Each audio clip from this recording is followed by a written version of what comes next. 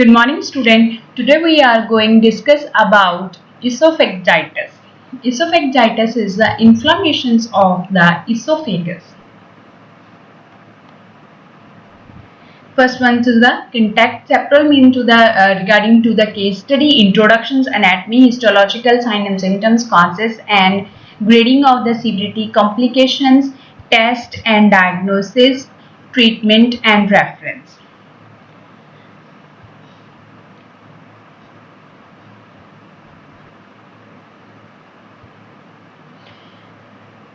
Simple ਦੇ ਵਿੱਚ ਕੀ ਹੈ ਕਿ objective taking history physical examination ਪਹਿਲਾਂ ਇਹਦੇ ਪ੍ਰੋਸੈਸ ਦੇ ਵਿੱਚ ਕੀ ਕਰਨਾ ਕਿ ਪੇਸ਼ੈਂਟਸ ਤੋਂ ਪਹਿਲਾਂ ਹਿਸਟਰੀ ਟੇਕਿੰਗ ਲੈਣੀ ਹੈ ਜਿਹਦੇ ਵਿੱਚ ਕੀ ਹੈ ਪੇਸ਼ੈਂਟ ਦੀ ਡਿਸੀਜ਼ ਕੰਡੀਸ਼ਨਸ ਦਾ ਪਤਾ ਚੱਲੇਗਾ ਔਰ ਉਹ ਤੋਂ ਸਿੰਪਟਮ ਹੈ ਜਿਹੜੇ ਉਹ ਕਲੈਕਟ ਕਰਨੇ ਆ ਜਿਹਦੇ ਨਾਲ patients the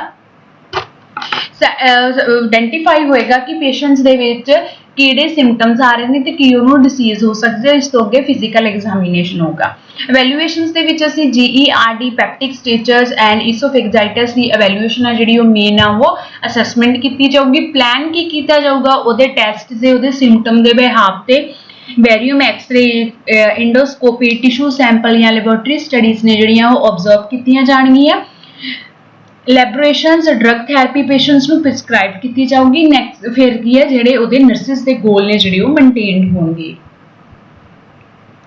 introductions esophagitis is the inflammation that damage the tissue of the esophagus the mucus tab that deliver food from to the mouth to the stomach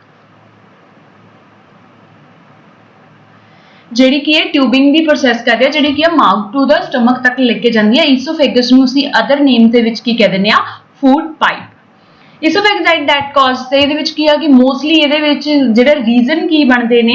stomach acidic the banking flow ਆ ਜਾਣਾ ਜਿਹੜਾ ਅਸੀਂ ਕੱਲ discuss ਕੀਤਾ GERD dishes means ਕੀ ਹੈ gastric acid ਕਰਕੇ ਉੱਥੇ ਇਰੋਸ਼ਨ ਬਣ ਜਾਂਦੇ ਆ next is to the infection ਹੈ ਫਿਰ ਉੱਥੇ ਕੀ ਹੈ ਕਿ ਕਿਸੇ ਵੀ ਤਰੀਕੇ ਦੇ ਨਾਲ ਜਿਹੜੀ ਪਸ ਫਾਰਮੇਸ਼ਨਸ ਹੁੰਦੀ ਹੈ ਤਾਂ ਇਰੋਸ਼ਨਸ ਨਾਲ ਜਿਹੜੀਆਂ ਫੋਲਡਿੰਗਸ ਨੇ ਡੈਮੇਜ ਹੁੰਦੀਆਂ ਉਹਦੇ ਕਰਕੇ ਉੱਥੇ ਇਨਫੈਕਸ਼ਨਸ ਹੋ ਸਕਦਾ next one is to the oral medications means ਕੀ ਆ ਕਿਸੇ ਵੀ ਸਿਸਟਮੈਟਿਕ ਟ੍ਰੀਟਮੈਂਟ ਲਈ ਜੇ ਪੇਸ਼ੈਂਟਸ ਦੀ ਕੋਈ ਵੀ ਮੈਡੀਕੇਸ਼ਨ ਚੱਲਦੀ ਆ ਤਾਂ ਮੈਡੀਕੇਸ਼ਨ ਦੀ ਐਕਸੈਸਿਵ ਡੋਜ਼ ਜਾਂ ਫਿਰ ਉਸਦੇ ਸਾਈਡ ਇਫੈਕਟ ਦੇ ਨਾਲ ਪੇਸ਼ੈਂਟਸ ਨੂੰ ਕੀ ਆ ਈਸੋਫੈਗਜਾਈਟਿਸ ਹੋ ਸਕਦਾ ਨੈਕਸਟ ਵਨ ਆ ਜਾਂਦਾ ਸਾਡੇ ਕੋਲ ਐਲਰਜਿਕ ਰਿਐਕਸ਼ਨ ਜਿਵੇਂ ਪੇਸ਼ੈਂਟਸ ਨੂੰ ਕਿਸੇ ਪਾਰਟਿਕੂਲਰ ਫੂਡ ਪਾਰਟੀਕਲਸ ਤੋਂ ਐਲਰਜੀ ਹੈ GERD ਕੱਲ ਉਹਦੀ ਅਸੀਂ ਏਟੀਓਲੋਜੀ ਦੇ ਵਿੱਚ ਦੇਖਿਆ ਸੀ excessive intake of coffee tea ਜਾਂ ਫਿਰ ਅਨੀਅਨ ਇਹ ਸਾਰੀਆਂ ਬੈਵਰੇਜ ਦੇ ਨਾਲ ਜੇ ਕਿਸੇ ਨੂੰ ਪਾਰਟਿਕੂਲਰ ਫੂਡ ਐਲਰਜੀ ਹੈ ਤਾਂ ਉਹਦੇ ਨਾਲ ਈਸੋਫੇਗਸ ਦਾ ਜਿਹੜਾ ਇਨਫੈਕਸ਼ਨ ਹੈ ਉਹਦੀ ਇਨਫਲੇਮੇਟਰੀ ਆ ਉਹ ਹੋ ਸਕਦੀ ਹੈ esophagus treatment is depends on the degree and the severity tissue of the esophagus this is the esophagus normal this portion of the esophagus normally ਕੀ ਆ ਕਿ food pipe ਦੇ ਵਿੱਚ esophagus diaphragms ਠੀਕ ਹੈ ਤਾਂ lower esophagus part ਜਿਹੜਾ ਆ ਜਾਂਦਾ ਹੈ ਕਿ esophagus sphincters ਆ ਜਾਂਦੇ ਆ mostly ਜਿਹੜਾ ਕੀ ਹੈ disorder ਹੈ ਜਿਹੜਾ ਉਹ ਕੀ ਹੈ ਉਹ ਇਸ ਏਰੀਏ ਤੇ ਹੁੰਦਾ ਹੈ ਕਿ ਜਿਹਦੇ ਵਿੱਚ ਕੀ ਹੈ ਕਿ ਥ੍ਰੋਟ ਏਰੀਏ ਤੇ ਇਨਫਲੇਮੇਟਰੀ ਪ੍ਰੋਸੈਸ ਹੈ ਜਿਹੜਾ ਉਹ ਸਟਾਰਟ ਹੋ ਜਾਂਦਾ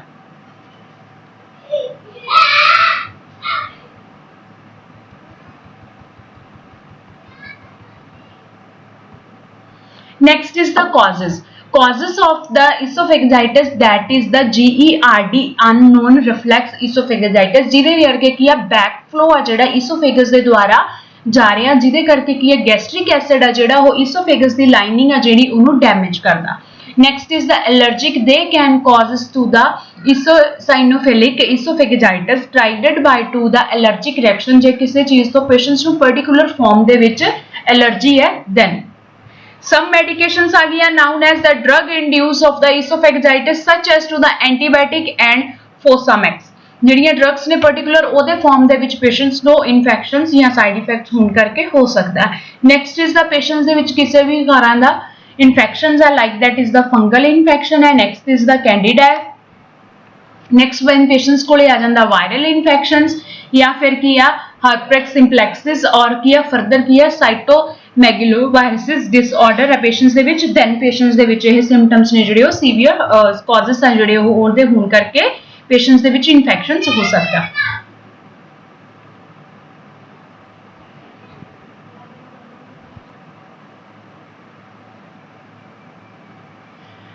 next one is the sign and symptom.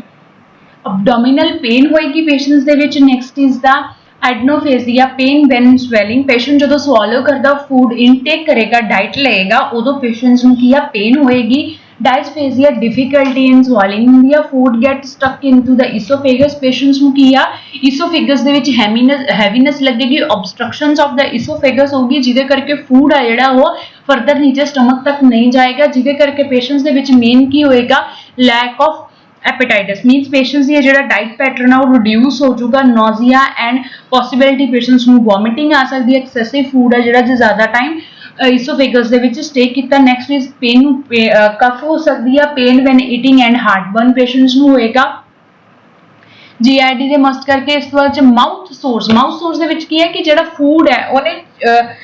Dissolve हो गए नीचे स्टमक ਚ नहीं जाना, जिन्हें फूड पाइप ਜਿਹੜਾ ਪਾਸ ਨਹੀਂ ਹੋਇਆ, ਜਿਹਦੇ ਕਰਕੇ ਕੀ ਆ, ਜ਼ਿਆਦਾ ਟਾਈਮ ਫੂਡ ਹੈ ਜਿਹੜਾ ਫੂਡ ਪਾਈਪ ਦੇ ਵਿੱਚ ਸਟੇ ਕਰਨ ਦੇ ਨਾਲ ਪੇਸ਼ੈਂਟਸ ਦੇ ਵਿੱਚ ਕੀ ਆ, ਇਨਫਲੇਮੇਟਰੀ ਪ੍ਰੋਸੈਸ ਹੋਣ ਨਾਲ ਉੱਥੇ ਅਲਸਰ ਹੋ ਸਕਦੇ ਆ, ਜਾਂ ਫਿਰ ਕੀ ਹੈ ਜਿਹੜਾ ਗੈਸਟ੍ਰਿਕ ਰਿਫਲੈਕਸਸ ਨੇ ਵਾਪਸ ਆ ਰਹੇ ਨੇ ਸਟਮਕ ਤੋਂ, ਉਹਦੇ ਨਾਲ ਕੀ ਹੈ ਈਸੋਫੇਗਸ ਦੇ ਵਿੱਚ ਕੀ ਆ, ਮਿਊਕਸ ਮੈਂਬਰਨ ਹੈ ਜਿਹੜੀ ਉਹ ਡਿਸਟਰਬ ਹੋਣ ਦੇ ਨਾਲ ਮਾਊਥ ਦੇ ਵਿੱਚ ਅਲਸਰ ਹੋ ਸਕਦੇ ਆ। ਫੀਡਿੰਗ ਡਿਫਿਕਲਟੀਜ਼ ਆ ਸਕਦੀਆਂ ਨੇ। Subsequently possibility failure to thrive in the young child in age ਦੇ ਵਿੱਚ ਮੋਸਟਲੀ ਹੋ ਜਾਂਦਾ। ਪੇਸ਼ੈਂਟ ਆਫਰ too young to describe their symptom, ਜਿਹੜੇ ਪੇਸ਼ੈਂਟ ਉਹਨਾਂ ਦੇ ਵਿੱਚ ਇਹ ਸਿੰਪਟਮਸ ਨੇ ਜਿਹੜੇ ਉਹ ਨਾਰਮਲੀ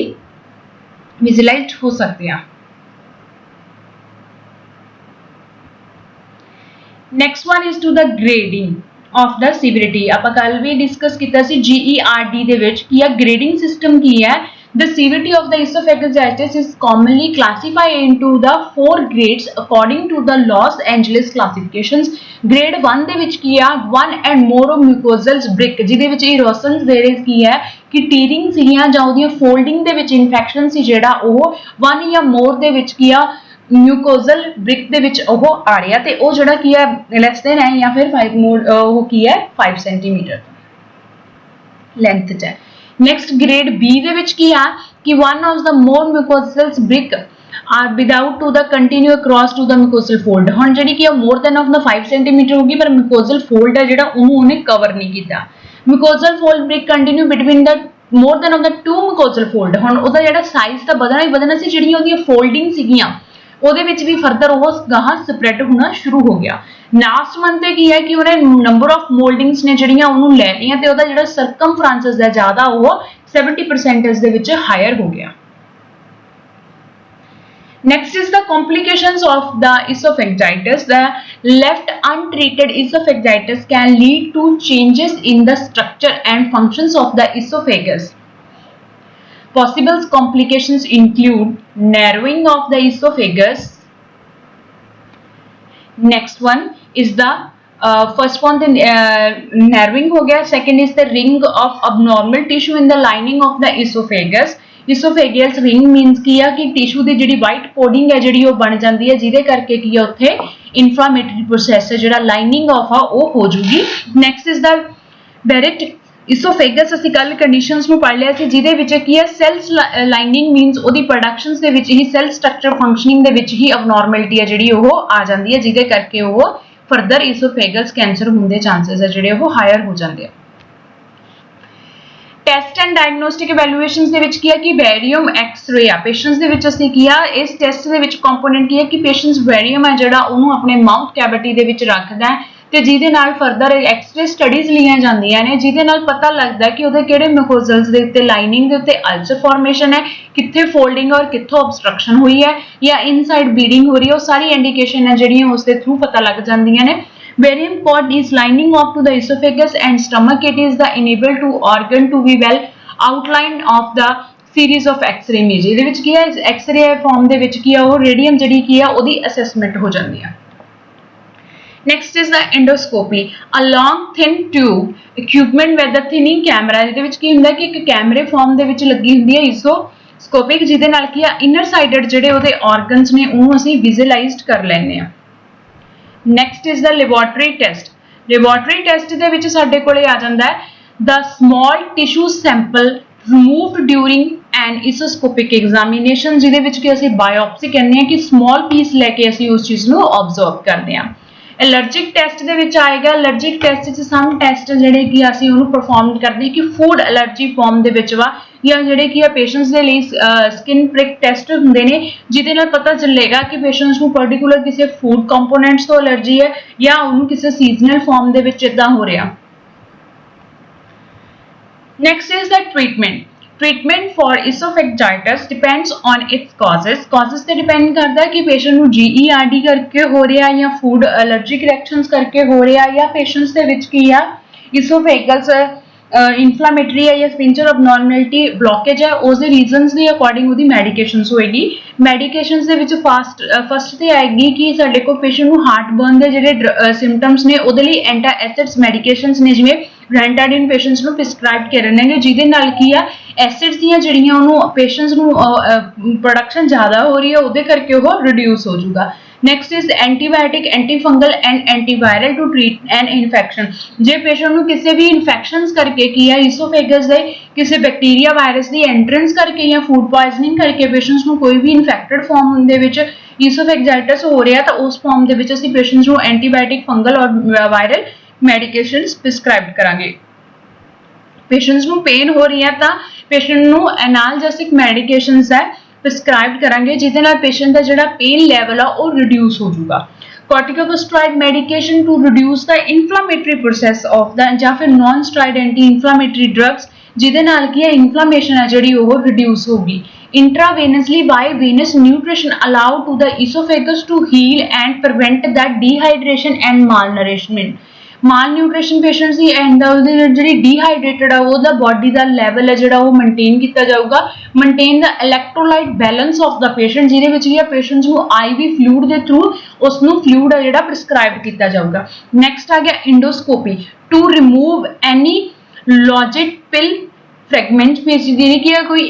ਐਕਸਟਰਾ ਜਿਹੜੀ ਕੀ ਆ ਉਹਦੇ ਇਨਰ ਸਾਈਡਡ ਦੇ ਵਿੱਚ ਹੈਗੀ ਆ ਤਾਂ ਉਸ ਨੂੰ ਰਿਮੂਵਡ ਕਰ ਦੇਣਾ ਜੇ ਕਿਸੇ ਚੀਜ਼ ਕਰਕੇ ਬਲੌਕੇਜ ਹੋਈ ਹੋਈ ਆ।